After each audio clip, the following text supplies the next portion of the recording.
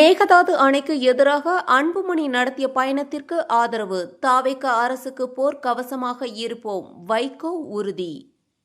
விஷ செடிகளை, வேலிக்காத்தான் செடிகளை தமிழகம் பூராவிலும் அகற்ற வேண்டும் என்று உயர்நீதிமன்றம் 2015 தீர்ப்பளித்தது. அண்மையில் நடைபெற்ற அமர்விலும் நான் போய் கலந்து கொண்டேன். நீதியரசர் பரத சக்கரவர்த்தியும் நீதியரசர் சரத்குமார் அவர்களும் இது அரசாங்கம் முழுமையாக ஈடுபட்டு 19 கமாண்டிங் ஆர்டர்ஸ் அவங்க கொடுத்தாங்க. இதை நீங்கள் செயல்படுத்த வேண்டும். ஆங்காங்கு விருப்பமுள்ள மறுமலர்ச்சி திமுக கழகத்தை போன்ற தோழர்கள், விவசாயிகள் இதற்கு பக்கபலமாக இருக்க வேண்டும் என்று தீர்ப்பளித்தார்கள். நான் இதுவரை 5 மாவட்டங்களில் இதை அகற்றுகின்ற பணியில் ஈடுபட்டு வெற்றிகரமாக 10 ஏக்கர் 15 ஏக்கர் பரப்பிலே இருந்த வேலிக்கருவைகளை நாங்கள் அகற்றி இருக்கிறோம். அகற்றுவதற்கு முன்னால் அடர்த்தியாக இருந்த வேலிக்கருவைகளை புகைப்படம் எடுத்த எங்கள் மாவட்ட செயலாளர்கள் அகற்றியதற்கு பிறகு பொட்டல் காடாக இருப்பதையும் புகைப்படமாக எடுத்திருக்கிறார்கள்.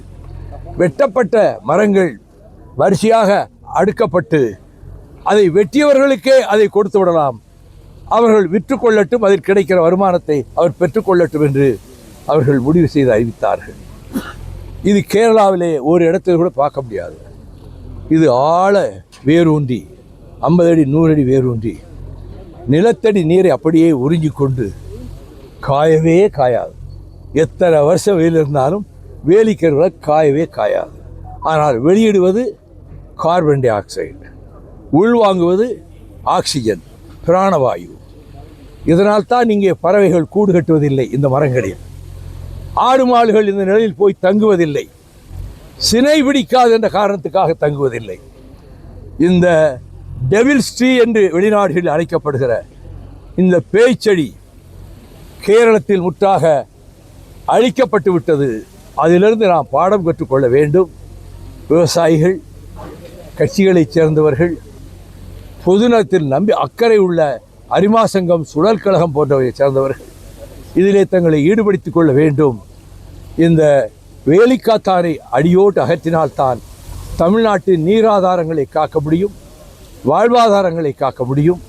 வாழ்வாதாரங்களை காப்பதற்காகவே நான் 12 வருடம் பென்னிக்கு கட்டிய அணையை பாதுகாக்க ஊர் ஊராக நானும் கம்பம் அப்பாஸ் அவர்களும் சென்று 678 கிராமங்களிலே பிரச்சாரம் செய்து 10 லட்சம் பேரை திரட்டி அந்த பென்னிக்கு அணை பலமாக இருக்கிற என்று சுப்ரீம் கோர்ட்டிலே தீர்ப்பு வாங்கி கொடுத்தோம். அந்த பென்னிக்கு அணை பக்கத்திலே தான் அம்பரப்பர் மலை இருக்கிறது.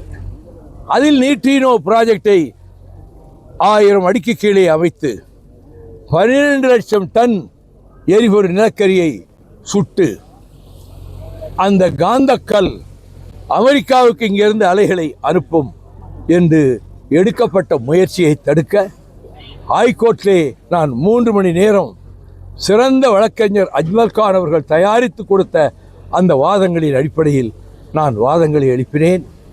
அவர்களும் சரியான தீர்ப்பை கொடுத்து இந்த வேலிக்கருவே மரங்களை அகற்றுவதற்கான தீர்ப்பையும் தந்துவிட்டார்கள். தமிழ்நாட்டினுடைய வாழ்வாதாரங்களை நான் பட்டியலிட முடியும். அது ஹைட்ரோ கார்பனாக இருக்கட்டும், மீத்தேன் எரிவாயுவாக இருக்கட்டும், நாங்கள் அதை எதிர்த்து போராடி மக்களை திரட்டி இருக்கிறோம். முல்லை பெரியாறு உண்ணாவிரத அறப்போர் தலைமையிலேயே 3 நடைபெறும் எல்லாம் நடத்தியிருக்கிறோம். இதில் எந்த முக்கிய கட்சியும் ஈடுபட்டதில்லை. சவால் விட்டு சொல்வேன், எத்தனை நாடுகளுக்காக வந்து பென்னிக்கு கடையை பாதுகாக்க நீங்கள் வந்தீர்கள். நாங்கள் வந்தோம், உண்ணாவிரதம் இருந்தோம், மறியல் செய்தோம், கைதானோம். ஊர் ஊராக சென்று கட்சி அரசியல் பேசாமல் நம்மை அழிக்க துடிக்கின்ற இந்த முயற்சிகளை நாம் முயற்சிக்க வேண்டும். பென்னிக்கு கட்டிய அணையை பாதுகாக்க வேண்டும். இல்லையேல் மதுரை நகருக்கே குடி தண்ணீர் கிடைக்காது. இப்போ மேலாட்டில் அணை கட்டிட்டா 25 மாவட்டங்களுக்கு குடி தண்ணீர் கிடைக்காது. இதை ஊக்குவிப்பது மத்திய சர்க்கார், திட்டமிட்டு தருவது மத்திய Sarkar. The main villain for this project affecting the Tamils is the union government headed by Honorable Narendra Modi. அவர் தான் நீங்கள் அணையை கட்டிக்கிறீங்க, நாங்கள் வெளிப்படையாக அனுமதி கொடுக்க மாட்டோம்னு பிரகாஷ் ஜவடேகர் சொல்ல வச்சு அவங்க 950 கோடி ரூபா ஒதுக்கி எல்லா பொருட்களையும் சேகரித்து வைத்தார்கள். அப்புறம் என்ன செய்வது? தமிழகம் கொந்தளித்து எழுகின்ற வகையில் அன்புமணி ராமதாஸ் அதற்காக நடைபெறும் செல்வதை நான் வரவேற்கிறேன். அதே இடத்தில் 2012 1000 பேரை தட்டிக்கொண்டு கர்நாடக எல்லையில் நான் போராட்டம் நடத்தியவன். ஆகவே மேகதாட்டு அணை கட்ட விடக்கூடாது. அணை கட்டினால் மத்திய அரசு அனுமதித்தால் பிரதமரிடம் சொன்னேன், the integration unity of this country will be torn into pieces. உங்கள் ஒருமைப்பாடெலாம் இருக்காது. நாங்கள் சொல்லுவோம், அந்த ஊரில் இருக்க அணை தண்ணி அவன் ஊரில் அணை கட்டுறான், நீ ஏன் தடுக்கிற? ரைட், எங்கள் ஊரில் தான் இருக்குது திருச்சி துப்பாக்கி தொழிற்சாலை, அது எங்களுக்கு சொந்தம்னு அறிவிப்போம். நெய்வேலி நிலக்கரி நிறுவனம் எங்கள் மண்ணில் தான் இருக்குது, அது எங்களுக்கு சொந்தம்னு அறிவிப்போம். ஆவடி டேங்க் ஃபேக்ட்ரி எங்கள் ஊரில் தான் இருக்குது, எங்களுக்கு சொந்தம்னு அறிவிப்போம். நான் அறிவிக்காட்டுவது எனக்கு பின்னால் வருகிற தலைமுறையினர், வருங்கால வாலிபர்கள் இத்தகைய முடிவை எடுக்க நேரிடும். எனவே மத்திய அரசு ஜாக்கிரதை. ஒரு எடுபிடி ஏஜென்ட் இங்கே அர்லேக்கரை, ராஜேந்திர விஸ்வநாத் அர்லேக்கர் என்ற ஒரு மனிதரை ராஜபவனத்திலே உட்கார வைத்துக் கொண்டு ஜனநாயகத்தோடு சித்து விளையாட்டு நடத்தி வைக்கிறீர்கள். ஜோசப் விஜய்க்கு 118 எம்எல்ஏக்கள் ஆதரவு வந்துவிட்டது என்று சொன்னதற்கு பிறகு ஐ won't be available in Chennai, I am going to Trivandrum என்று இந்த அர்லேக்கர் அறிவித்தார். பிறகு கடைசியில் டெல்லி வேண்டாம், பதவி பிரமாணத்துக்கு நீங்கள் அனுமதி கொடுக்கலாம் சொன்ன பிறகுதான் பதவி பிரமாணம் நடந்தது. குதிரை பேரம் என்று வாய்க்கு வந்தபடி திமுக விமர்சனம் செய்கிறது. சபாஸ் மை டிஎம்கே காம்ரேட்ஸ், நீங்கள் எங்கள் கம்பம் ராமகிருஷ்ணன் எம்எல்ஏவை ராஜினாமா செய்ய சொல்லி உங்கள் கட்சியில் சேர்த்து உங்கள் உதயசூரியன் சின்னத்தில் அவரை போட்டியிட வைத்து எம்எல்ஏ ஆக்கினீர்களே, அந்த பேரத்துக்கு பெயர்னு பெருச்சாளி பேரமா? நீங்கள் தான் இதுக்கெல்லாம் வழிகாட்டினவங்க. இப்பொழுது அரசு அமைந்தது தாங்க முடியலை. அப்படியே 6 மாதம் நீடிக்காது, கொஞ்ச நாளில் கவுந்து போயிடும். நீடிக்கும்.